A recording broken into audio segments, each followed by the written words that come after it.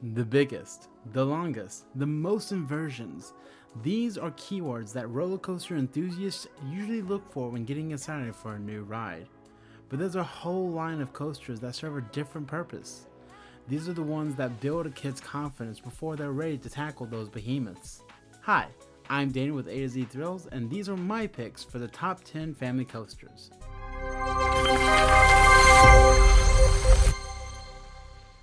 Now, what is a family coaster? Well, there's no set definition, but from the eyes of an enthusiast, it is a ride that doesn't go extremely fast and also one that doesn't have any inversions. For this list, I will be including rides from Disney and Universal, as they are mostly known for that family theme. For the number 10 spot, I'm grouping a lot of coasters, as they have the same manufacturer, E&F Myler. These rides can be found really at any theme park, and they usually always consist of a small drop, no more than 6 to 15 feet in height, a few bunny hills, and maybe a small helix. But they are your average cookie cutter family coaster. For the roller coaster enthusiast, that also means if you don't have a kid with you, you can almost guarantee you won't be getting this credit by yourself. For number 9, instead of doing an entire manufacturer, we will be grouping a specific model, and that is any of the Vekoma inverted family coasters, like Kitty Hawk at Carowinds, or if you're looking for an even better version, Dragonflyer at Dollywood. These coasters do let your feet dangle as you glide through the layout, though any adults should be aware that these rides may cause some massive head banging, aka the nickname Vekoma Hang and Bang.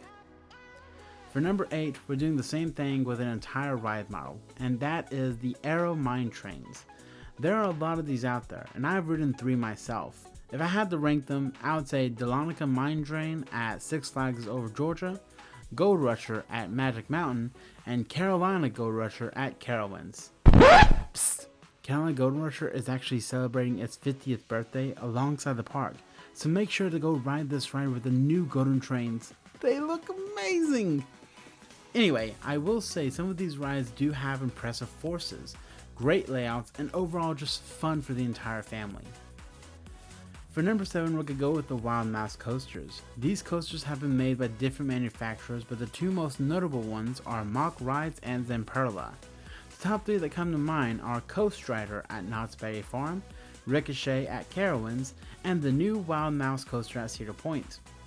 These rides usually consist of a lift hill, followed by many sharp turns that are meant to throw you into the sides of the cars, 1 to 2 big drops, and 1 to 2 bunny hills before the brake run. I will say these coasters help kids get over the fear of big drops and from being high up. Now that we got certain ride models and manufacturers out of the way, let's get into the actual specific rides. Number 6, Pony Express. This ride I have talked about in a previous video as not being very forceful, which is kind of bad for people who are looking for that, but coming from the eyes of a kid, this ride would probably be very great. This Zamperla launch coaster lets you feel like you're actually riding racing horses. The biggest thing for the ride is the launch element. It isn't too forceful to scare you, but I could see kids loving it and wanting to ride this coaster over and over again.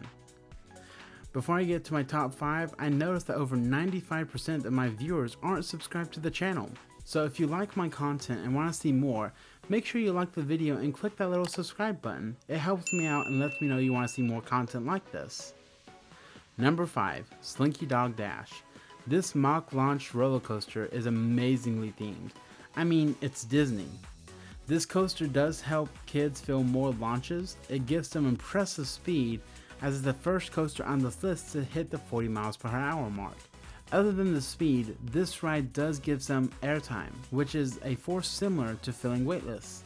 The theming of this ride is what sets it apart from the other coasters I've mentioned till now, but the list just keeps getting better with number 4, Flight of the Hippogriff.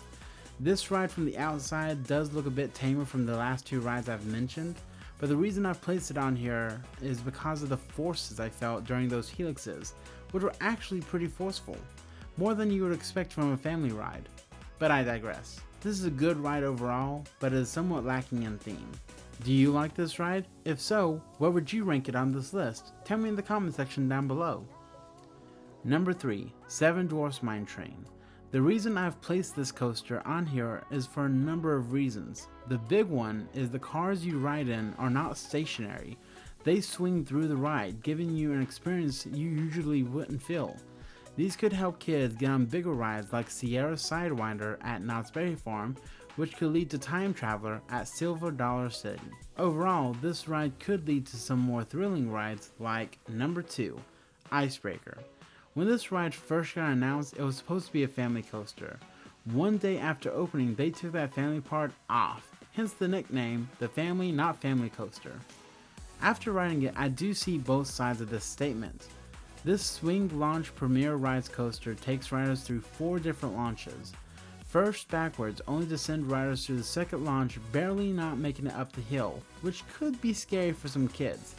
Back through the launch, they give you enough speed only to launch you the 4th and final time to help you crest over the top hat. That element alone could explain why they changed the height requirement from 48 inches to 54 inches, but to me this still feels like a family ride. The forces aren't too strong and the launchers aren't that powerful, but I will say this ride has some massive airtime, which could potentially explain that. Before we get to our number 1, I do want to make an honorable mention, as from the time of writing this video, there's been no opening dates. Big Bear Mountain at Dollywood. The concept ride footage looks freaking amazing. With 3 launches and those whippy turns, that could definitely give some powerful lateral forces. I'm just so ready for this ride to open and I can't wait to be there. Please Dollywood, give us an opening date please. Number 1. Hagrid's Magical Creatures Motorbike Adventure, TM. That name is still too long. This ride is the peak of family coasters, but I will say this ride is not for the faint of heart. AKA, please don't take your 85-year-old grandmother on there. When it comes to me, I can't explain this ride very well, as I don't have that connection with the theming of the ride. So when I asked Matt about his thought of the ride, he had this to say. Hagrid's is a story coaster, not just a family coaster. The ride immerses you and takes you on a great adventure. From the launches to the theming, this ride is absolutely amazing. I couldn't say it better myself. Thanks guys so much for watching the video, and as always, keep calm and coaster on. Bye guys.